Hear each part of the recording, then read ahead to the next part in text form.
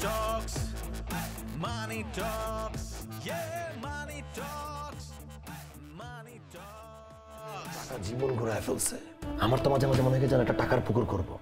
টাকার পুকুরে আমি থরে থরে টাকার বান্ডেলগুলো রাখবো, মন যখন চাবে আমি বড়শি ফেলাবো, টান দিয়ে টাকার বান্ডেলগুলো আবার গুছায় গুছায় রাখবো। কিন্তু আমি জায়গাটা খুঁজে পেতেছি না, কিন্তু পুকুর আমি বানাবো, তাহলে আমি টাকা সব রাখতে পারবো। টাকা টেস্ট করে দেখছো কখনো? এটা খুবই টেস্টি। শুকে দেখো, শুকো নাও নাও, আরে শুকে দেখো, আরে টাকাটা শুকে দেখো না। মজা।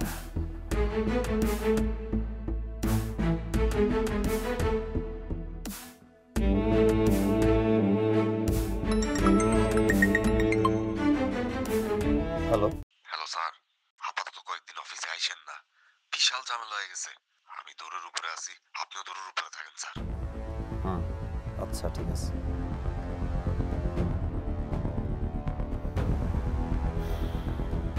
মামুন, গাড়িটা একটু বামে সাইড করো। শোনো, গাড়িটা তোমার ম্যাডামকে জমা দিয়ে দিও। ঠিক আছে।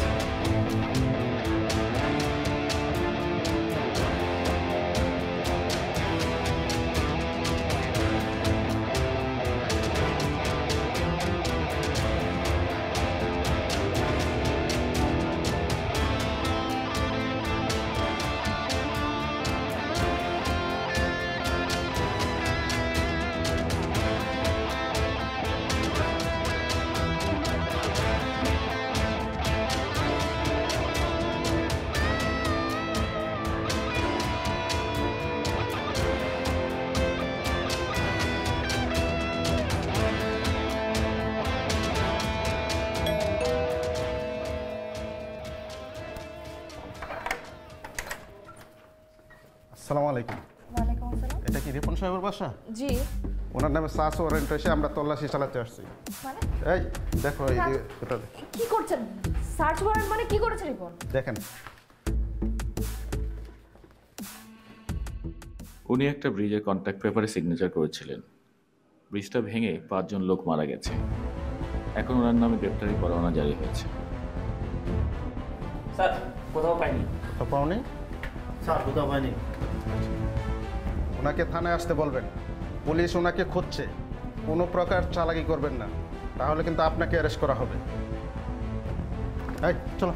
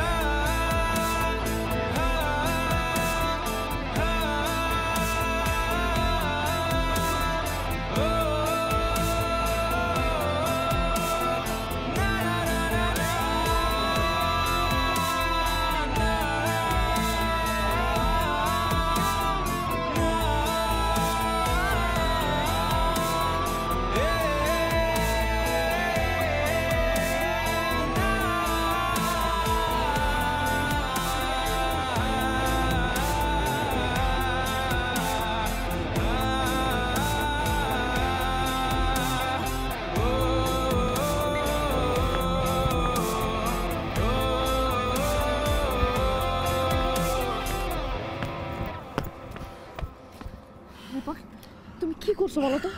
পুলিশ তোমাকে খুঁজতেছে, তোমার নামে ওয়ারেন্ট বের হয়েছে। কি করছো তুমি? পুলিশ খুঁজতেছে? যাক, তাও তো খুঁজতেছে। অনেক লেট করে খুঁজলো, আর আগে খোঁজা উচিত ছিল। তাও তো খুঁজতেছে। কি বলতেছো? আচ্ছা, আমার তো অ্যাকাউন্ট ফ্রিজ হয়ে গেছে, তাই না? হ্যাঁ। তোমার অ্যাকাউন্টও তো ফ্রিজ। চিন্তা করো না, আমি আমাদের বেডরুমের ওয়াশরুমটার ফলস রুফে যে পরিমাণ টাকা রেখে দিছি সেটা দিয়ে তোমার ঠিক মতো চলে যাবে। আর তুমি এক কাজ করো, এখনো সময় আছে, সেফ এক্সিট নিয়ে নাও, দেশের বাইরে চলে যাও। আর তুমি? আই ডোন্ট নো কিভাবে এক্সিট করব, নিজেও বলতে পারতেছি না, কোনো ওয়ে আউট বের করতে পারতেছি না। যদি বের করতে পারি চলে যাব, বাট আমি চাই না তুমি আমার মতো বিপদে পড়ো। তুমি তোমার মতো এখনো সেফলি চলে যেতে পারো। আমি তোমাকে ছাড়া কোথাও যাব না। তুমি যেখানে থাকবো আমি সেখানেই থাকবো।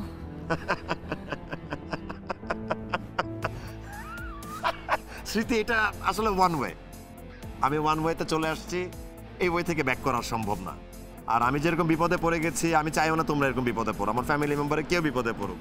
আমি আব্বাকে কল দিছিলাম। আব্বা সামান্য স্কুল টিচার, খুব সাধারণ জীবনযাপন তার। সে আমার ব্যাপারে নিউজগুলো দেখে খুব হতাশ হয়, আমাকে ত্যায্যপুত্র করে দিছে। এতে আমি একটু কষ্ট পাই নাই। ত্যায্যপুত্র করতেই পারে, আমি এমন কাজ করছি, ত্যায্যপুত্র হওয়াই উচিত, আমি সেটারই যোগ্য। Ripon, I am sorry. তোমার আজকে এই পরিস্থিতির জন্য হয়তো আমিও দায়ী। আমিও তোমাকে ফোর্স করছিলাম। I am really sorry. আরে তুমি ব্লেম তোমার নিজের দিকে কেন নিতেছো? তোমার একার তো দোষ না এখানে। তুমি সমাজের মধ্যে সবার দিকে তাকাও না। সবার অনেক অনেক টাকা লাগবে, অনেক দামি দামি জিনিস লাগবে, একটা বড় বাড়ি দরকার, দামি দামি ব্র্যান্ডের গাড়ি দরকার, পকেটে দামি মোবাইল ফোন দরকার। মানুষকে দেখাইতে হবে, তো শো অফ করতে হবে যে আমার কিছু আছে, এই পৃথিবীতে আমি কিছু ওন করি। এটা মানুষকে না দেখানো পর্যন্ত মনে সুখ হয় না। এই যে দেখো, আমার গলায় লাখ টাকার চেইন, আমার হাতে সোনার আংটি, দামি ঘড়ি, দামি জামা কাপড় পরে আছি, কই আমি তো আমার বিপদ থেকে এই টাকা দিয়ে নিজেকে উদ্ধার করতে পারতেছি না। আমার কোনো বন্ধু তো আমার এই বিপদের সময় এসে আমার পাশে দাঁড়াচ্ছে না, আমাকে কেউ বাঁচাচ্ছে, সেটা সম্ভব না। আমি তোমাকে ছাড়া থাকতে পারবো না, প্লিজ তুমি এই পথ থেকে চলে আসো।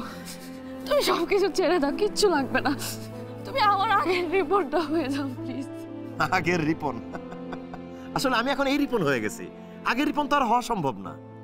দেখো, আগে আমাদের সুন্দর ছোট্ট টোনাটুরি সংসার ছিল, কি সুন্দর নিজেদের মধ্যে ভালোবাসা ছিল, আমাদের আন্ডারস্ট্যান্ডিং ছিল, একটা ফুলের গন্ধ মনে কি সুখ দিত, তাই না? আর এখন আমি কোটি কোটি টাকার মালিক, অথচ কিছুই আমাকে সুখী করতেছে না, কিছুই আমাকে আনন্দ দিচ্ছে না। স্মৃতি, তুমি রিয়েলিটিতে আসো। আমাদের ফিউচারের জন্য হলেও তোমাকে ঠিক থাকতেই হবে, আর আমিও ঠিক থাকার চেষ্টা করব। বেঁচে থাকলে অবশ্যই ইনশাল্লাহ দেখা হবে। ভালো থেকো, নিজের খেয়াল রাখো।